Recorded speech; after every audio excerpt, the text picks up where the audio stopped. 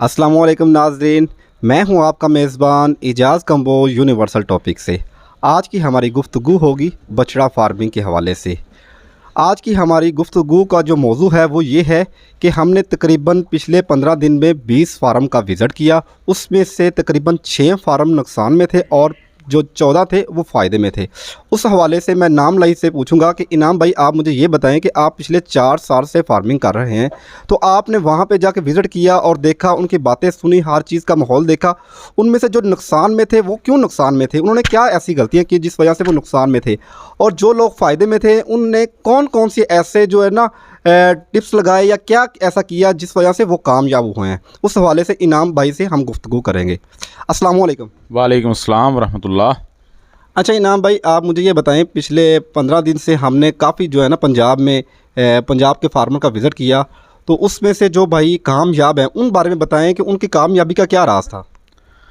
अच्छा, मेरी नज़र में 6-7 पहलू हैं जिसकी वजह से जो फार्म हमने विज़िट किए हैं वो कामयाब थे। तो भाइयों को पता है कि पहले भी हम डिस्कशन करते रहते हैं, सारी पुरानी चीज़ें हैं, लेकिन चलें हमने 20 फार्मों का विज़िट किया है तो उनकी रिपोर्ट आपके सामने पेश करने जा रहे हैं। मैंने देखा है सबसे मेन चीज़, जो फार्मर कामयाब थे ना, उनके जो बंदे देखभाल करने वाले थे, जो उनके वर्कर थे वो बहुत एक्टिव थे, उनकी मैनेजमेंट बहुत अच्छी थी। वर्करों की मैं बात कर रहा हूँ, मालिकों की बात नहीं कर रहा, जो ऑनर होते हैं उनकी बात नहीं कर रहा। जो उनकी केयर कर रहे होते हैं जानवरों की, उनकी जो मेन चीज़ है वो मैनेजमेंट बहुत अच्छी थी। वो जानवरों को टाइम पे फीडिंग, टाइम पे पानी, टाइम पे साया देना, टाइम पे मतलब हर चीज़ करना, खुरलियों के अंदर जो सफाई का निज़ाम है वो हर चीज़ बेहतर। तो सबसे पहला जो क्रेडिट जाता है मेरे ख्याल में, जो कामयाब फार्मर हैं उनके पीछे उनके जो ईमानदार वर्कर होते हैं, देखभाल करने वाले होते हैं, उनका हाथ होता है। सबसे बड़ी कामयाबी की वजह ये थी। दूसरी जो वजह ये मैंने देखी है वो ये देखी है, जितने भी कामयाब फार्मर मैंने देखे हैं उनमें जितने भी भाई थे जिन्होंने कामयाब फार्मिंग की है, उनकी जानवरों की सिलेक्शन बहुत अच्छी थी। फैटनिंग वाले जानवरों की अगर बात करें तो उन्होंने नाव जालर वाले जानवर लिए हुए थे, उन्होंने साहिवाल नस्ल के, चौरस्तानी नस्ल के क्रॉस ब्रीड में देसी बछड़े लिए हुए थे, और उनका जो एवरेज वेट था वो 250 kg था। छोटा बछड़ा उन्होंने नहीं लिया था, बड़े बछड़े लिए थे, और उनका जो कद था वो ऊंचा, उनकी हाइट ऊंची, उनका जो स्केलेटन है, उनकी जो हड्डियां हैं वो बन चुकी हुई थी। तो ये सारी चीज़ों को उन्होंने मद्देनज़र रखा हुआ था, जिस वजह से उनके जानवर ग्रोथ अच्छी कर रहे थे। अगर आप जानवर बढ़ा लेंगे जिसका स्केलेटन, जिसकी हड्डियां बन चुकी होंगी, तो उसने फिर सिर्फ़ और सिर्फ अपने ऊपर गोश्त की तय चढ़ानी होती है और सारी खुराक गोश्त की मद में ही इस्तेमाल करनी होती है, जिस वजह से अच्छा रिजल्ट मिलता है। अगर आप बछड़े छोटे लेंगे, साइज़ में छोटे होंगे, तो वो साथ साथ अपनी हड्डियां भी बनाएंगे, अपना स्केलेटन भी बड़ा करेंगे, तो वो कुछ खुराक जो है वो हड्डियों में लगाएंगे, कुछ गोश्त में लगाएंगे, तो इस वजह से आपको जो है ग्रोथ अच्छी नहीं मिलेगी। तो तीसरे नंबर पर जो चीज़ उन्होंने की हुई थी, उनके जो ओनर थे वो खुद भी बहुत ज़्यादा टाइम देते थे। ये नहीं है कि उनके जो ओनर हैं वो घर बैठे हैं और जो वर्कर हैं वो काम कर रहे हैं तो वो कह रहे हैं जी बस ठीक है हमारा काम चल रहा है, ऐसी बात नहीं है।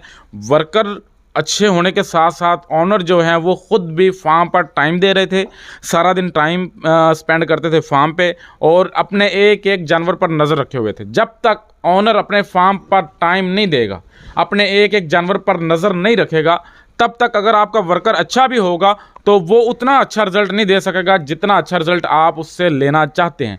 तो इसलिए मेरी तमाम भाइयों से गुजारिश है, जो बछड़ा फार्मिंग में कामयाब फार्मिंग करना चाहते हैं, वो जो ओनर हैं वो खुद टाइम दें, अपने पैसे की अहमियत को समझें, अपने टाइम की अहमियत को भी समझें, और अपने जानवरों पर खुद टाइम दें और अच्छी जो है वो ग्रोथ लें।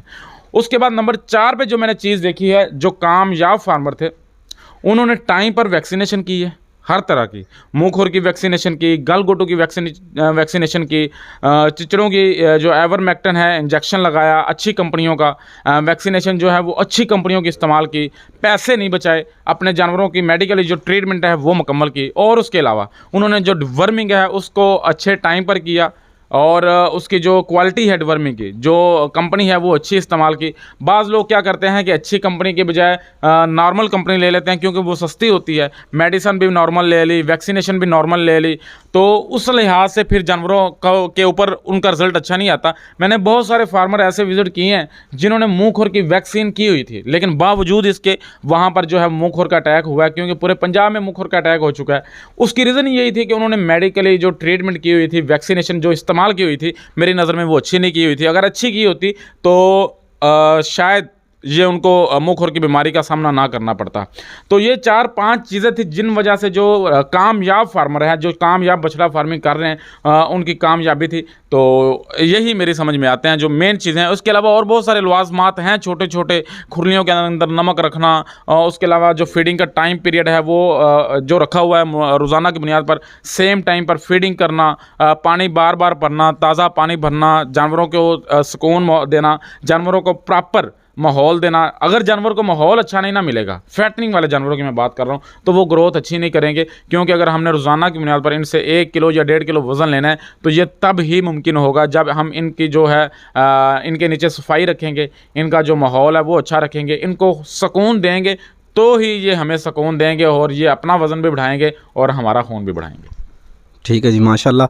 अच्छा, दूसरा सवाल ये है कि जो भाई नुकसान 6 फार्म ने हमने ऐसे भी देखे हैं जिन्होंने लाखों का नुकसान किया। कुछ भाई ने तो 6-7 लाख का नुकसान किया, कुछ ने कम किया। जितना बड़ा फार्मर उतना बड़ा नुकसान, और जितना छोटा फार्मर छोटा उतना छोटा नुकसान। तो उनकी क्या वजह थी, क्यों नुकसान करते हैं? क्या देखी हैं आपने ऐसी चीज़ें जिन्होंने नुकसान किया? कौन कौन सी गलतियाँ थी उनमें?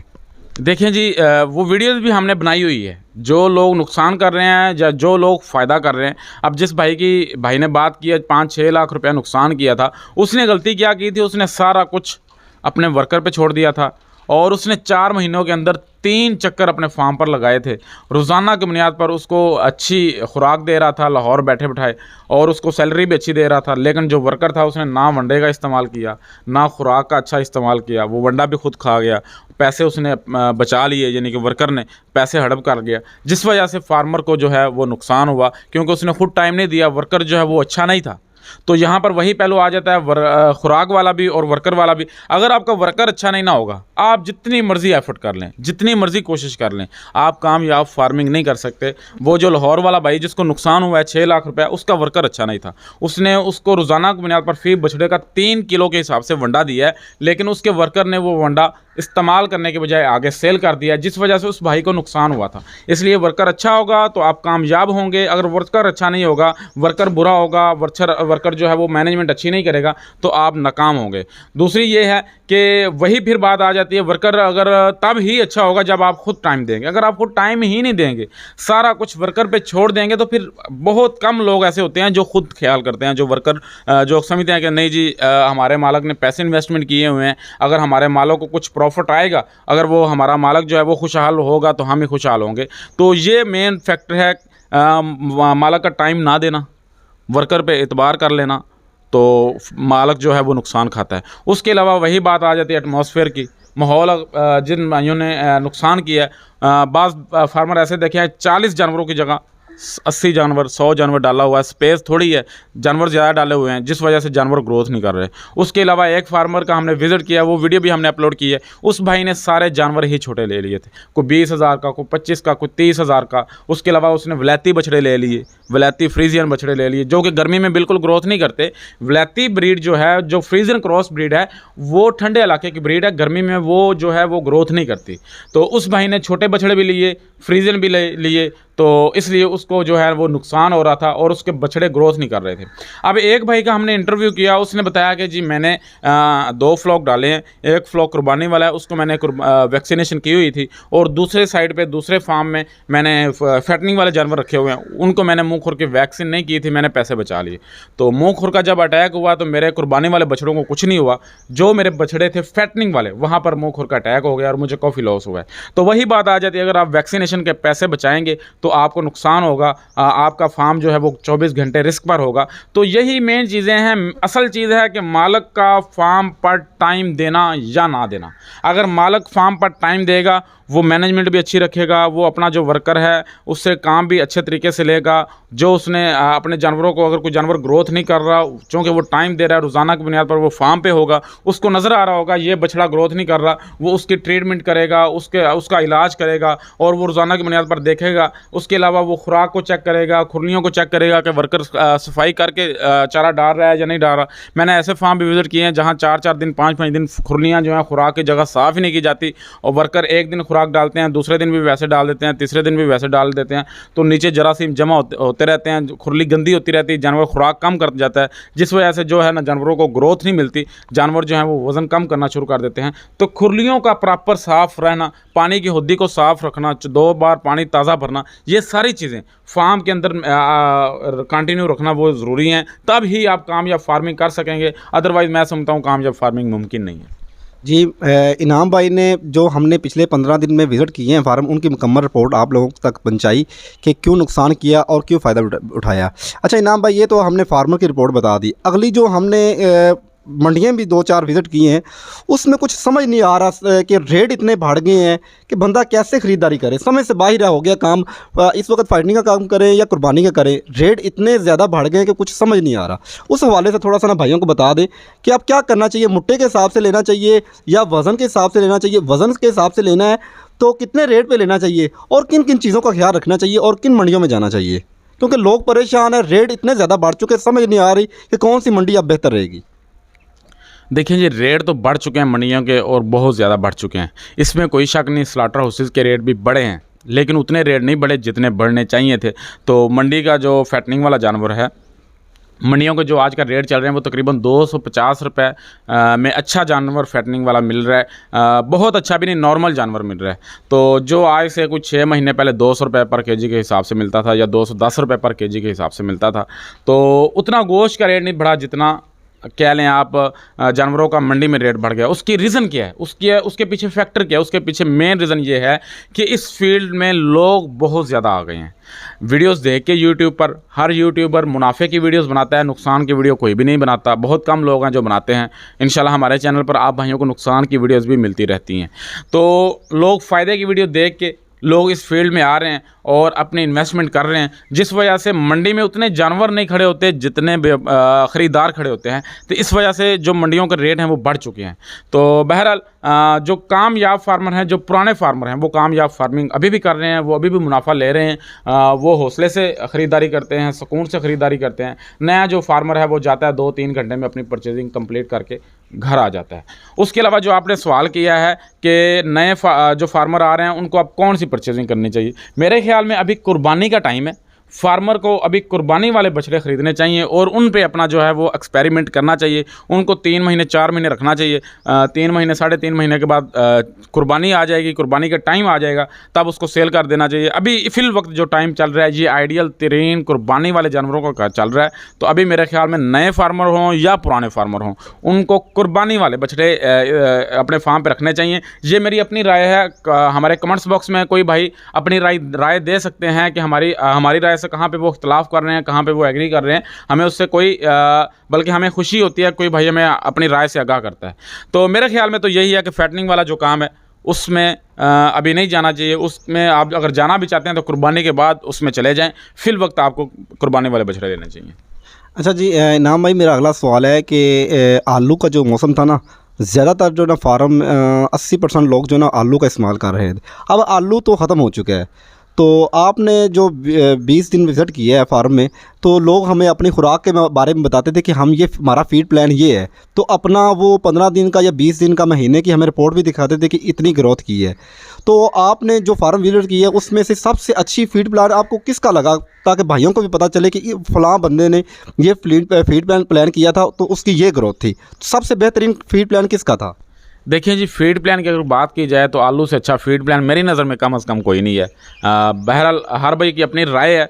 हमने जो फार्म विज़िट भी किए हैं, रिसेंटली हमने एक लाहौर काना में फार्म विज़िट किया है, उस भाई को बहुत अच्छी ग्रोथ मिल रही है और उसके जो फीड प्लान थी वो आलू ही था।